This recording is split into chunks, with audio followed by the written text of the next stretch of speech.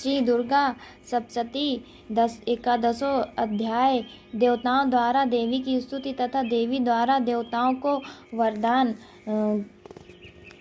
ध्यानम, मैं भुवनेश्वरी देवी का ध्यान करती हूँ। उनके श्री अंगों की आभा प्रभात काल के सूर्य के समान है और मस्तक पर चंद्रमा का मुकुट है। वे उभरे हुए स्तनों और 3 नेत्रों से युक्त हैं। उनके मुख पर मुस्कान की छटा छाई रहती है और हाथों में वरद, अंकुश, पाश और अभय मुद्रा शोभा पाते हैं। ऋषि कहते हैं, देवी के द्वारा वहां दैत्यपति शुंभ के मारे जाने पर इंद्र आदि देवता अग्नि को आगे करके उन कात्यायनी देवी की स्तुति करने लगे। उस समय अभीष्ट की प्राप्ति होने से उनके मुख कमल दमक उठे थे और उनके प्रकाश से दिशाएं भी जगमगा उठी थीं। देवता बोले, शरणागत की पीड़ा दूर करने वाली देवी हम पर प्रसन्न हो। संपूर्ण जगत की माता प्रसन्न हो। विश्वेश्वरी, विश्व की रक्षा करो। देवी, तुम ही चराचर जगत की आधीश्वरी हो। तुम इस जगत का एकमात्र आधार हो, क्योंकि पृथ्वी रूप में तुम्हारी ही स्थिति है। देवी, तुम्हारा पराक्रम अलंघनीय है। तुम ही जल रूप में स्थित होकर संपूर्ण जगत को तृप्त करती हो। तुम अनंत बल संपन्न वैष्णवी शक्ति हो। इस विश्व की कारण भूता परा माया हो। देवी, तुमने इस समस्त जगत को मोहित कर रखा है। तुम्हें प्रसन्न होने पर इस पृथ्वी पर मोक्ष की प्राप्ति कराती है। देवी, संपूर्ण विद्याएं तुम्हारे ही भिन्न भिन्न स्वरूप हैं। जगत में जितनी स्त्रियां हैं वे सब तुम्हारी ही मूर्तियां हैं। जगदम्बा, एकमात्र तुमने ही इस विश्व को प्राप्त कर रखा है। तुम्हारी स्तुति क्या हो सकती है। तुम तो स्थावन करने योग्य पदार्थों से परे एवं परावाड़ी हो। जब तुम सरस्वरूपा देवी स्वर्ग तथा मोक्ष प्रदान करने वाली हो, तब इसी रूप में तुम्हारी स्तुति हो गई। तुम्हारी स्तुति के लिए इससे अच्छी युक्तियाँ और क्या हो सकती हैं। बुद्धि रूप से सब लोगों के हृदय में विराजमान रहने वाली तथा स्वर्ग एवं मोक्ष प्रदान करने वाली नारायणी देवी, तुम्हें नमस्कार है। कला, काष्ठा आदि के रूप से क्रमशः परिणाम की ओर ले जाने वाली तथा विश्व का उपसंहार करने में सामर्थ्य नारायणी, तुम्हें नमस्कार है। नारायणी, तुम सब प्रकार का मंगल प्रदान करने वाली मंगलमयी हो। कल्याणदायिनी शिवा हो। सब पुरुषार्थों को सिद्ध करने वाली शरणागत वत्सला, 3 नेत्रों वाली एवं गौरी हो, तुम्हें नमस्कार। तुम सृष्टि, पालन और संहार की शक्ति भूता सनातनी देवी, गुणों का आधार तथा सर्वगुणमयी हो। नारायणी, तुम्हें नमस्कार है। शरण में आए हुए दीनों एवं पीड़ितों की रक्षा में संलग्न रहने वाली तथा सबकी पीड़ा दूर करने वाली नारायणी देवी, तुम्हें नमस्कार है।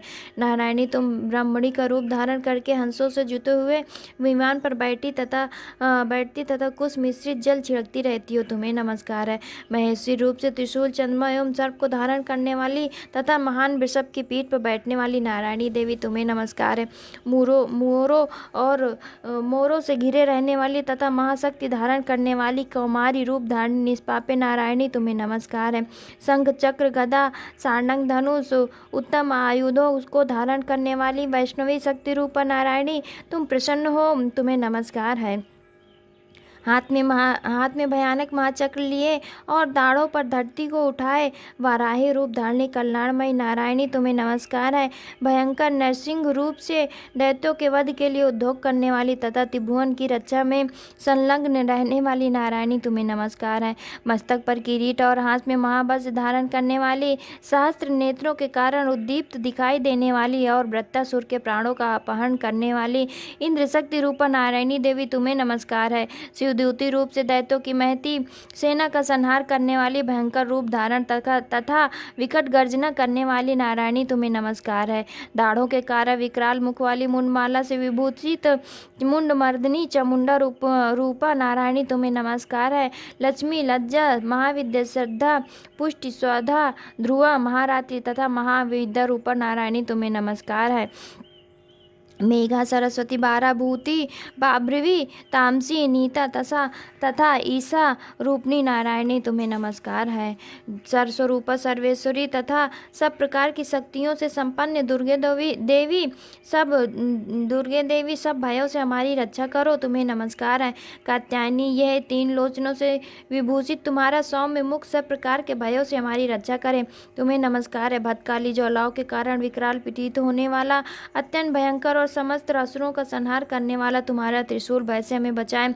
तुम्हें नमस्कार है देवी, जो अपनी ध्वनि से संपूर्ण जगत को व्याप्त करके दैत्यों के तेज नष्ट किए देता है। वो तुम्हारा घंटा हम लोगों की पापों से उसी प्रकार रक्षा करे जैसे माता अपने पुत्रों की बुरे कर्मों से रक्षा करती हैं। चंडिके, तुम्हारे हाथों में सुशोभित खड़ग जो असुरों के रक्त और चर्बी से चर्चित है, हमारा मंगल करें। हम तुम्हें नमस्कार करते हैं। देवी, तुम प्रसन्न होने पर सब रोगों को नष्ट कर देती हो और कुपित होने पर मनवांछित सभी कामनाओं का नाश कर देती हो। जो लोग तुम्हारी शरण में जा चुके हैं उन पर विपत्ति तो आती नहीं। तुम्हारी शरण में गए हुए मनुष्य दूसरों को शरण देने वाले हो जाते हैं। देवी अंबिके, तुमने अपने स्वरूप को अनेक भागों में विभक्त करके नाना प्रकार के रूपों से जो इस समय इन धर्मद्रोही महादैत्यों का संहार किया, वो सब दूसरी कौन कर सकती है।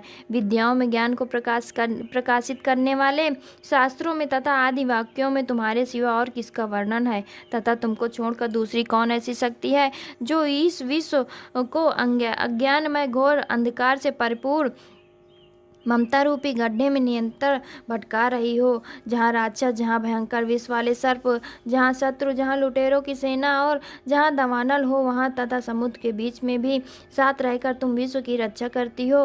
विश्वेश्वरी, तुम विश्व का पालन करती हो। विश्वरूपा हो, इसलिए संपूर्ण विश्व को धारण करती हो। तुम भगवान विश्वनाथ की बंदनिया हो। जो लोग भक्तिपूर्वक तुम्हारे सामने मस्तक झुकाते हैं वे संपूर्ण विश्व को आश्रय देने वाले होते हैं। देवी, प्रसन्न हो। जैसे इस समय असुरों का वध करके तुमने शीघ्र ही हमारी रक्षा की है, उसी प्रकार सदा हमें शत्रुओं के भय से बचाओ। संपूर्ण जगत का पाप नष्ट कर दो और उत्पात एवं पापों के फलस्वरूप प्राप्त होने वाले महामारी आदि बड़े बड़े उपद्रवों को शीघ्र दूर करो। विश्व की पीड़ा दूर करने वाली देवी, हम तुम्हारे चरणों पर पड़े हुए हैं, हम पर प्रसन्न हो। त्रिलोक निवासियों की पूजनीय जगदम्बे गए, सब लोगों को वरदान दो। देवी बोली, देवताओं, मैं वर देने को तैयार हूँ। तुम्हारे मन में जिसकी इच्छा हो वो वर मांग लो। संसार के लिए उस उपकारक वर को मैं अवश्य दूंगी। सर्वेश्वरी, तुम इसी प्रकार तीनों लोगों की समस्त बाधाओं को शांत करो और हमारे शत्रुओं का नाश करती रहो। देवी बोली, देवताओं, वैश्वत मनवंतर के 28वें युग में शुंभ और निशुंभ नाम के 2 अन्य महादैत्य उत्पन्न होंगे। तब मैं नंदगोप के घर में उनकी पत्नी यशोदा के गर्भ से अवतीर्ण हो विंध्याचल में जाकर रहूंगी और उक्त दोनों असुरों का नाश करूंगी। फिर अत्यंत भयंकर रूप से पृथ्वी पर अवतार ले मैं विप्रचित नाम वाले दानवों का वध करूंगी। उन भयंकर महादैत्यों को भक्षण करते समय मेरे दांत अनार के फूल की भांति लाल हो जाएंगे। तब स्वर्ग में देवता और मृत्युलोक में मनुष्य सदा मेरी स्तुति करते हुए मुझे रक्तदंडिका कहेंगे। फिर जब पृथ्वी पर 100 वर्षों के लिए वर्षा रुक जाएगी और पानी का अभाव हो जाएगा, उस समय मुनियों के स्थापन करने पर मैं पृथ्वी पर अयोनिजा रूप से प्रकट होंगी। उस समय और 100 नेत्रों से मुनियों को देखूंगी। अतः मनुष्य शताक्षी इस नाम से मेरा कीर्तन करेंगे। देवताओं, उस समय मैं अपने शरीर से उत्पन्न हुए शाखों द्वारा समस्त संसार का भरण पोषण करूंगी। जब तक वर्षा नहीं होगी तब तक वे शाख ही सबके प्राणों की रक्षा करेंगे। ऐसा करने के कारण पृथ्वी पर शाकंभरी के नाम से मेरी ख्याति होगी। उसी अवतार में मैं दुर्गा नामक महादैत्य का वध भी करूंगी। इससे मेरा नाम दुर्गा देवी के रूप में प्रसिद्ध होगा।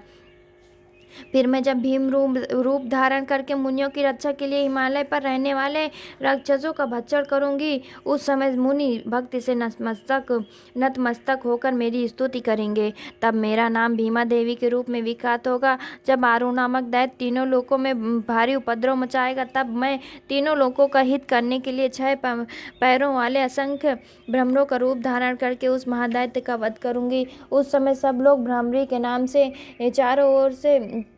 नाम से चारों ओर मेरी स्तुति करेंगे। इस प्रकार जब जब संसार में दानवी बाधा उपस्थिति होगी तब अवतार लेकर मैं शत्रुओं का संहार करूंगी। इस प्रकार मार्कंडेय पुराण में सर्वार्णिक मानवांतर के कथा के अंतर्गत देवी महात्म्य में देवी स्तुति नामक 11वां अध्याय संपूर्ण हुआ।